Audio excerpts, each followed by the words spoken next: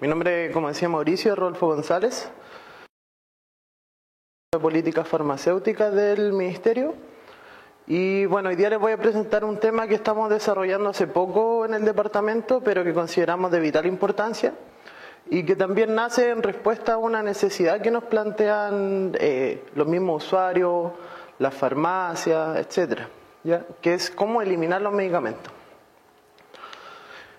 Acá están un poco los contenidos que voy a tratar en la presentación, que son la problemática, cuál es el marco legal que más o menos nos encuadra en Chile, algunas iniciativas internacionales que buscan resolver este problema y finalmente cuáles serían unas posibles líneas de acción acá en Chile. ¿Cuál es la problemática? ¿Cómo eliminan ustedes sus residuos de medicamentos?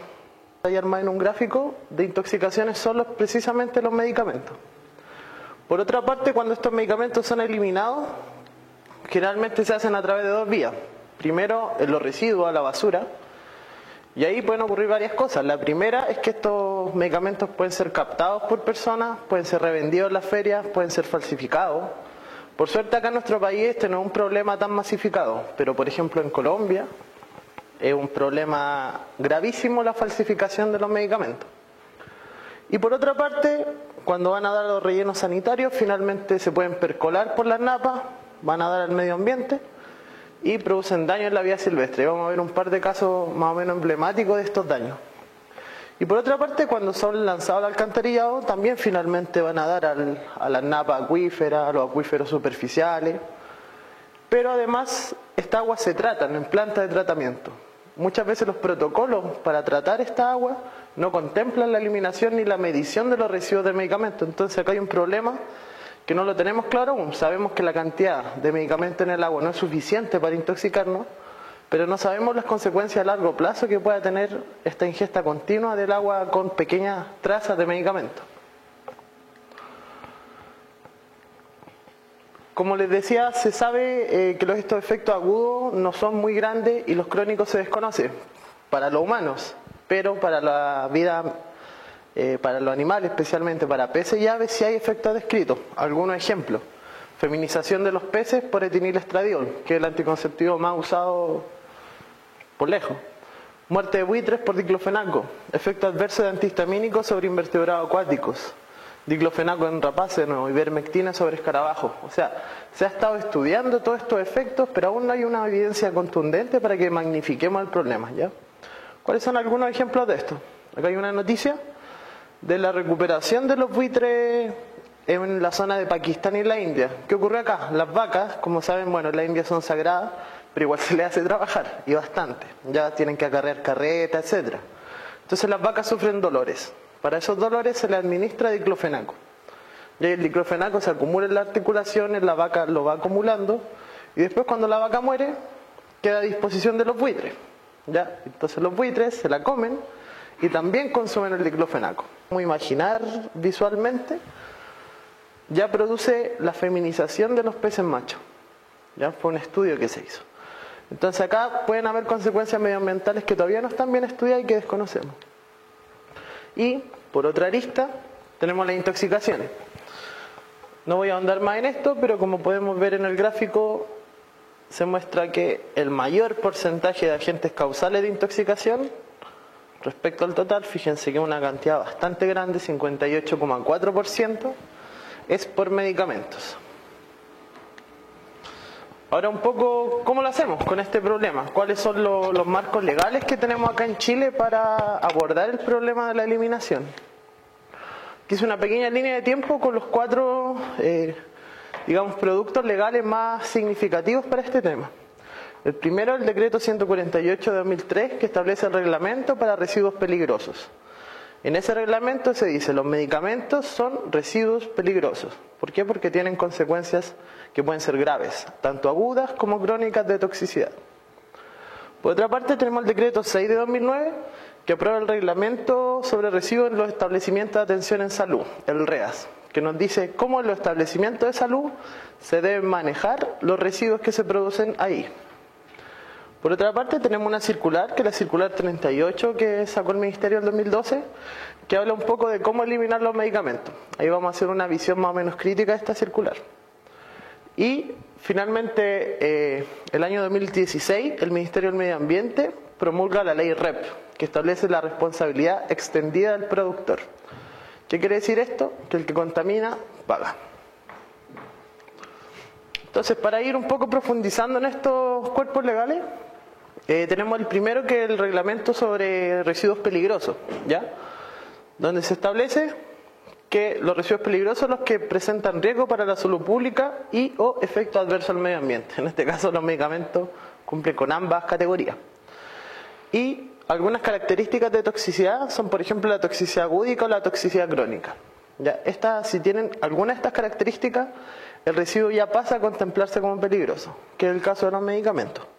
Ahí les puse algunos ejemplos de los pictogramas que se ocupan para identificar ciertos residuos, por ejemplo, peligro biológico, corrosivo, inflamable. ¿Ya? Ahora, ¿dónde están los medicamentos específicamente acá? Acá, en la lista 1. Medicamentos, drogas, productos farmacéuticos desechados. Residuos resultantes de la producción, preparación y la utilización de productos herbicidas y fitofarmacéuticos.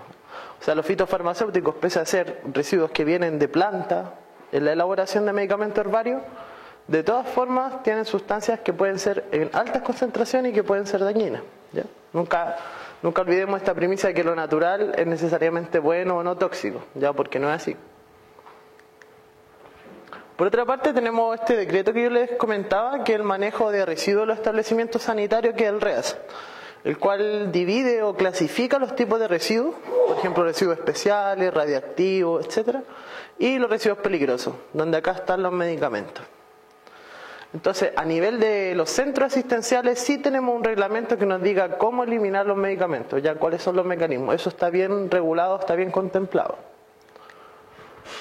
Bueno, el REAS también establece un plan en cuanto a la generación del residuo, cómo se debe segregar en el origen, o sea, separar los peligrosos, separar los especiales, que son las agujas, los tejidos, las muestras con sangre, los radiactivos, que son los radiofármacos de repente que se usan, etcétera. Y además nos establece pautas de recolección, transporte interno, o sea, cómo se manejan estos residuos dentro del establecimiento. No puedo andar paseándome con unas agujas, con sangre por el hospital, así como así. Tienen que haber protocolos.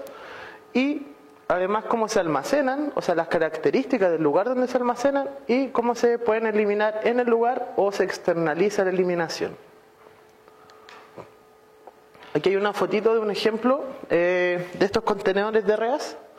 Como ven, cada uno tiene un color asignado. El amarillo es para los residuos especiales, o sea, los que tienen peligro biológico, sangre, fluidos, tejido. Rojo, residuos peligrosos, también están los domiciliarios y lo otro. Ahora, esta ley que les comentaba también, la 20.920, que es bien nuevita, la ley del Ministerio del Medio Ambiente, se basa en un principio que es súper claro.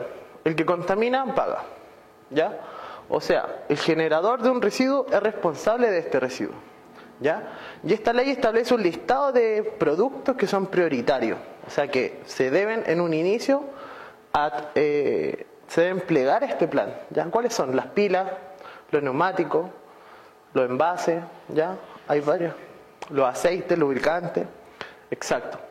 Entonces los generadores de estos residuos tienen que presentar planes de cómo ellos van a lograr que estos residuos, una vez puestos en el mercado, no sean eliminados de forma incorrecta. Aquí hay un esquema hecho por el Ministerio del Medio Ambiente que nos muestra esto. Acá tenemos el productor. El Ministerio del Medio Ambiente le establece metas de recolección y de valorización. Bueno, usted el primer año, no sé, va a tener un 10% de capacidad, al siguiente un 20%, etcétera. Se genera un plan, porque esto también tiene que ser gradual, obviamente, no de un paraguaso. Después estos productos llegan al mercado, el consumidor los compra y también ellos le adjudican cierta función a las municipalidades en educar a las personas, mostrarles los puntos limpios donde deben dejar su residuo, etcétera. Y finalmente, la empresa es la que debe organizar y financiar el sistema de gestión final de los residuos. ¿Ya? ¿Cuál es el problema? Que los medicamentos no están, por ahora, incluidos directamente en la ley. ¿Ya? Entonces, quizá un buen foco, una luz que tenemos para el futuro es tratar de incluirlo acá. Y no porque lo diga yo, sino porque más rato vamos a ver, la experiencia internacional muestra que es así. ¿Ya?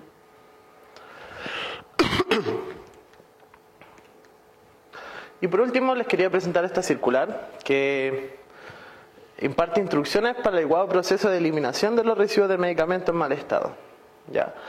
Esta circular es del 2012, no es hace tantos años, son 6 años, pero en 6 años se ha sabido bastante cosas sobre el efecto que tienen los medicamentos en el agua y en los suelos. Bueno, no voy a entrar a detallar más esta circular, pero se establece un listado de principios activos, que no son todos obviamente, los cuales se deben tratar con más cuidado, pero plantea que para el resto debe extraerse la forma farmacéutica, debe triturarse y, acá está, ser eliminado a través del alcantarillado por el sistema de recolección de la basura domiciliaria. Ya eso es lo que actualmente tenemos y es lo que queremos avanzar, por supuesto. Ya creemos que no puede ser que se sigan eliminando así los medicamentos teniendo ya bastante, quizá no un cuerpo sólido de conocimientos, pero ya tenemos bastantes luces que nos dan a entender que esta no es la mejor manera. ¿Ya? Sí, por supuesto.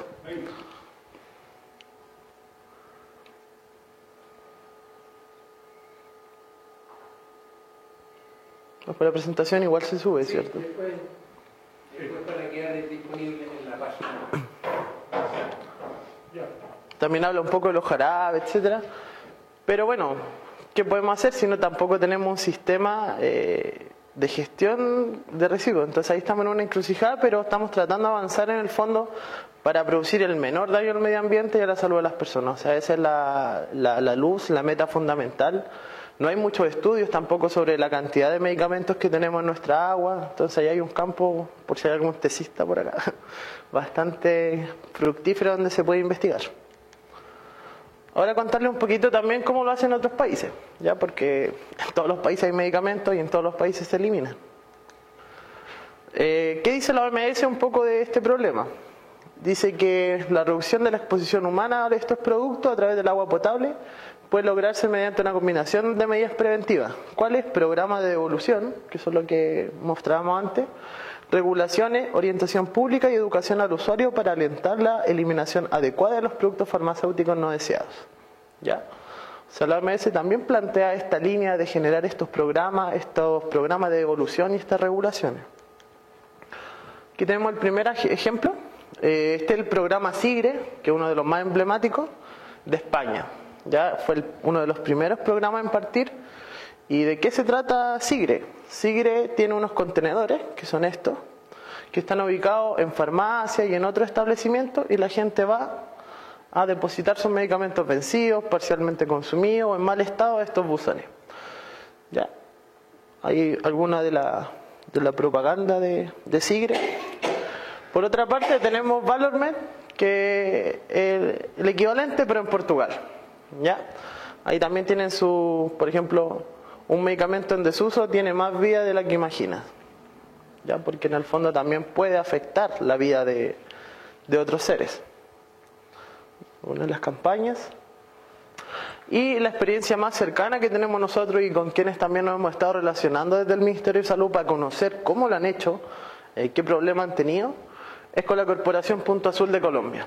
¿Ya? Ellos tienen mucha experiencia, partieron hace bastante años, partieron 2 personas en un programa, ahora son una corporación con más de 30 personas, gestionan residuos de todo el país, incluso se hacen cargo de la gestión de los residuos de las incautaciones, un montón de cosas. O sea, ellos han ido avanzando mucho, han tenido muchas dificultades también, pero han avanzado mucho.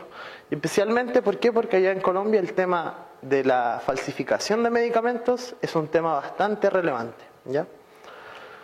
¿Cómo se financia la mayoría de estas corporaciones? Son por la industria farmacéutica. Punto Azul es financiado por la industria farmacéutica. Se asociaron, se dieron cuenta del problema, que esto no es solo un problema de hacerme cargo de los residuos, sino que hay una cosa mucho mayor. Y generaron este programa Punto Azul. Actualmente también ellos quieren no solamente eliminar los medicamentos, sino que quieren recuperar los cartones de las cajas, cuando obviamente no estén contaminados. Entonces generar todo un tratamiento post-consumo que permita reducir la cantidad de desechos y por otro lado los que se generen que sean utilizados y destruidos de una manera adecuada. Y esta es la última iniciativa que les mostraré, que es SINGREM, que es el equivalente a todas las otras, pero mexicano. ¿Ya? Sabemos que México un país bastante grande, entonces la logística, ellos han avanzado mucho en logística, tienen un sistema logístico muy bueno. Y bueno, solo destacar ahí que no se deben echar por el agua. A eso estamos avanzando. Y estos programas están unidos, ya, o sea, interactúan entre sí en lo que es la red iberoamericana de programas post-consumo de medicamentos. Ya ellos generan reuniones, este año tienen una reunión creo que en Colombia, si no me equivoco, y intercambian las iniciativas, tienen una carta de declaración y todo, pueden meterse a su página, es bien interesante. Ahora, ¿cómo lo hacemos acá en Chile? ¿Ya? Lo primero es que el objetivo general que nosotros vislumbramos es disminuir los daños producidos al medio ambiente y a la salud de la población producto de una eliminación errónea de los residuos de medicamentos. ¿Ya? ¿Cuál es el propósito para esto? Generar un plan que ojalá sea de cobertura nacional y que disminuya de esta forma, al gestionar de buena forma los residuos, estos daños al medio ambiente y a la salud.